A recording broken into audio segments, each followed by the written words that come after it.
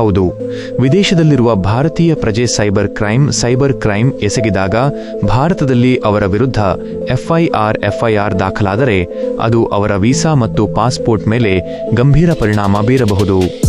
ಇದರ ಬಗ್ಗೆ ಕೆಲವು ಮುಖ್ಯ ಅಂಶಗಳು ಇಲ್ಲಿವೆ. 1. ವೀಸಾ ರದ್ದತಿ ಅಥವಾ ನವೀಕರಣಕ್ಕೆ ಅಡ್ಡಿ.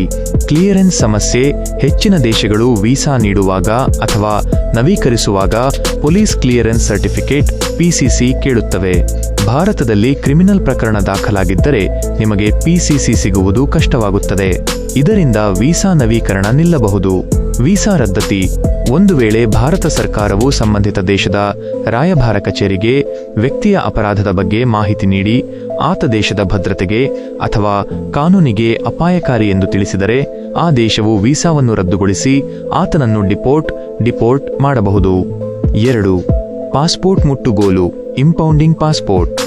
ಭಾರತೀಯ ಪಾಸ್ಪೋರ್ಟ್ ಕಾಯ್ದೆಯಡಿ ಒಬ್ಬ ವ್ಯಕ್ತಿಯ ಮೇಲೆ ಗಂಭೀರ ಕ್ರಿಮಿನಲ್ ಪ್ರಕರಣವಿದ್ದರೆ ಭಾರತ ಸರ್ಕಾರವು ಅವರ ಪಾಸ್ಪೋರ್ಟ್ ಅನ್ನು ರದ್ದುಗೊಳಿಸಬಹುದು ಅಥವಾ ಮುಟ್ಟುಗೋಲು ಹಾಕಿಕೊಳ್ಳಬಹುದು. ಪಾಸ್ಪೋರ್ಟ್ ಅಮಾನ್ಯವಾದರೆ ವಿದೇಶದಲ್ಲಿ ಉಳಿಯಲು ಕಾನೂನುಬದ್ಧವಾಗಿ ಸಾಧ್ಯವಾಗುವುದಿಲ್ಲ. 3. ಎಕ್ಸ್ಟ್ರಾಡಿಷನ್. ಹಸ್ತಾಂತರ ಪ್ರಕ್ರಿಯೆ. ಒಂದು ವೇಳೆ ಸೈಬರ್ ಕ್ರೈಮ್ ತುಂಬಾ ಗಂಭೀರವಾಗಿದ್ದರೆ, ಉದಾಹರಣೆಗೆ ದೊಡ್ಡ ಮಟ್ಟದ ಹಣಕಾಸು ವಂಚನೆ ಅಥವಾ ದೇಶದ ಭದ್ರತೆಗೆ ಸಂಬಂಧಿಸಿದ್ದು, ಭಾರತ ಸರ್ಕಾರವು ಆ ದೇಶದೊಂದಿಗೆ ಮಾಡಿಕೊಂಡಿರುವ ಹಸ್ತಾಂತರ ಒಪ್ಪಂದದ ಎಕ್ಸ್ಟ್ರಾಡಿಷನ್ ಟ್ರೀಟಿ ಅಡಿಯಲ್ಲಿ ಆ ವ್ಯಕ್ತಿಯನ್ನು ಭಾರತಕ್ಕೆ ಕರೆತರಲು ಕ್ರಮ ಕೈಗೊಳ್ಳಬಹುದು. 4. Lookout notice. Lookout circular. ಪೊಲೀಸರು ಆ ವ್ಯಕ್ತಿಯ ವಿರುದ್ಧ ಲುಕ್ಔಟ್ ನೋಟಿಸ್ ಹೊರಡಿಸಿದರೆ ಅವರು ಭಾರತದ ಯಾವುದೇ ವಿಮಾನ ನಿಲ್ದಾಣಕ್ಕೆ ಬಂದಿಳಿದ ತಕ್ಷಣ ಅವರನ್ನು ಬಂಧಿಸಲಾಗುತ್ತದೆ.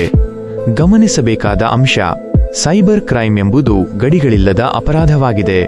ಮಾಹಿತಿ ತಂತ್ರಜ್ಞಾನ ಕಾಯ್ದೆ IT ಆಕ್ಟ್ ಅಡಿಯಲ್ಲಿ ಭಾರತದ ಪೊಲೀಸರಿಗೆ ವಿದೇಶದಲ್ಲಿ ಕುಳಿತು ಭಾರತದ ವಿರುದ್ಧ ಅಥವಾ ಭಾರತೀಯರ ವಿರುದ್ಧ ನಡೆಸುವ ಸೈಬರ್ ಅಪರಾಧಗಳನ್ನು ತನಿಖೆ ಮಾಡುವ ಅಧಿಕಾರವಿದೆ.